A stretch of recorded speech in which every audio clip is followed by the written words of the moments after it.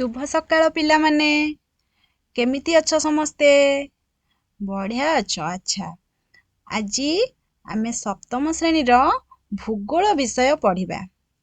केउ प्रसंग रे पढ़िबा? वायुमंडल रो विभिन्न स्तर विषय रे आज जानिबा। बुझिलो कि नहीं?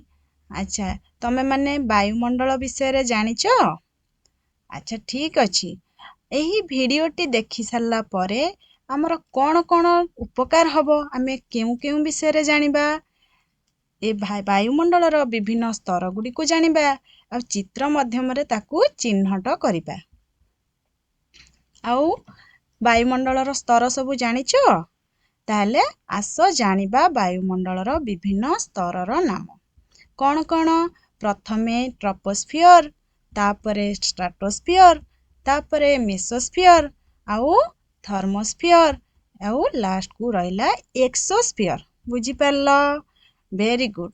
एबे जानिबा ट्रोपोस्फियर विषय रे। ट्रोपोस्फियर कौन? अच्छा सुनो ताहले। वायुमंडल रो ये हला सर्वनिम्न स्तर आउ पृथ्वी को लागि करी रहिछि। किए से?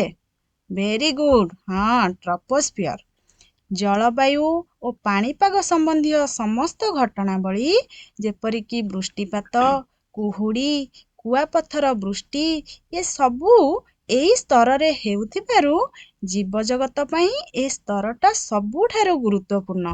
बुझिलो कि नहीं पिला माने? शाबाश। एहार हाराहारी उच्चता केते जानिछ पिला माने? प्राय 12 किलोमीटर। मेरु अंचल रे केते?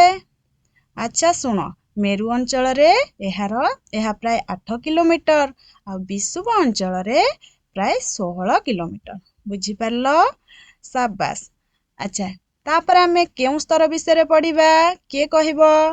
Very good. स्ट्राटोस्फियर विषय रे पढ़िबा। कौन स्ट्राटोस्फियर? अच्छा तमे माने देखि पारुचो स्क्रीन रे डाहाण पटे गोटे नाली बॉक्स अछि। नाली बॉक्स रे कौन लेखा हेछि के कहिबो? हाँ ट्रोपोपॉज लेखा हेछि। से ट्रोपोपॉज कौन जानिछ पिला माने? स्ट्राटोस्फियर रो ट्रोपोस्फियर आ स्ट्राटोस्फियर मझिरे गोटे स्तर देइछि। देखो तीर चिन्ह को से ट्रोपोस्फियर आ स्ट्राटोस्फियर मझिरे जो स्तरटा अछि सेही स्तरटा को ट्रोपोपॉज कुहा जाय। बुझियला? काहेकि ना भूपृष्ठरू 12 किलोमीटर से स्तरटा। ए स्तर रे कौन हुए जानिछ? धूलिकणा और जलीय बाष्प नाही ए स्तर रे। जहा फल रे कौन हुए ना मेघ बा जलवायु संबंधी घटना एठी संगठित हुए नहीं। फल रे कौन हमर हबारे सहाय्य करूची ना विमान चलाचल पई ए स्तरटा एक अनुकूल स्तर। बुझिलो कि नहीं? अच्छा ठीक अछि। तापरे ए स्तर रो निम्नांश रे कौन रहिछि जानिछ? हाँ धन्यवाद। ओजोन गैस रहिछि। ये गैस हमर की उपकार रे आसे? ए गैस हमकु सूर्यंग ठारू आसुथिबा क्षतिकारक अति बाइगणी रश्मि प्रभावरू रक्षा करे आउ मध्य चर्म रोगरू रक्षा करे। मन रखिबो।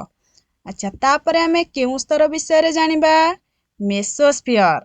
अच्छा मेसोस्फियर विषय रे तमे माने देखो स्क्रीन रे गोटे आसुची नाली डाहाण पटरे अछि गोटे नाली बॉक्स सेठी कोन लेखा हेछि?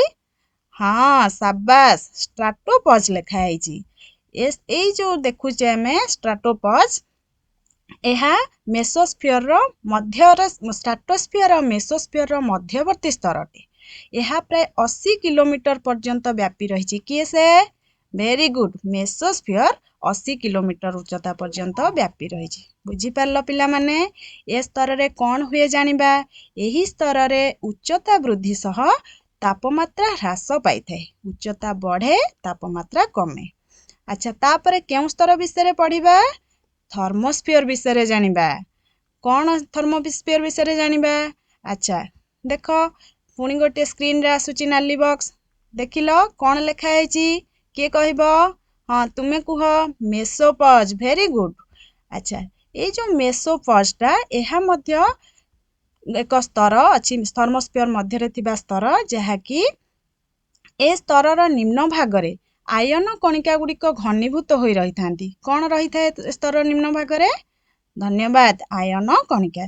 तेणु ए अंश को आयनोस्फियर बोली कुहा जाय। जो निम्न अंशटा को कौन कुहा जाय? आयनोस्फियर। ଏ ସ୍ତରକୁ ଆଉ ଗୋଟିଏ ସ୍ତର ମଧ୍ୟ କୁହାଯାଏ। ଯାହାର ଆଉ ଗୋଟିଏ ନାଁ ଅଛି। କ'ଣ ତାର ନାଁ? କିଏ କହିବ? ହଁ, ସାବାସ୍। ଏ ସ୍ତରକୁ ବେତାର ତରଙ୍ଗ ପ୍ରସାରଣ ସ୍ତର ବୋଲି ମଧ୍ୟ କୁହାଯାଏ। ମନେ ରଖିବ। ଆଉ ଆମେ ଶେଷରେ ଜାଣିବା କୋଉ ସ୍ତର ବିଷୟରେ? ଭେରି ଗୁଡ୍, ଏକ୍ସୋସ୍ଫିୟର ବିଷୟରେ ଜାଣିବା। ଆଚ୍ଛା, ଏକ୍ସୋସ୍ଫିୟର କ'ଣ?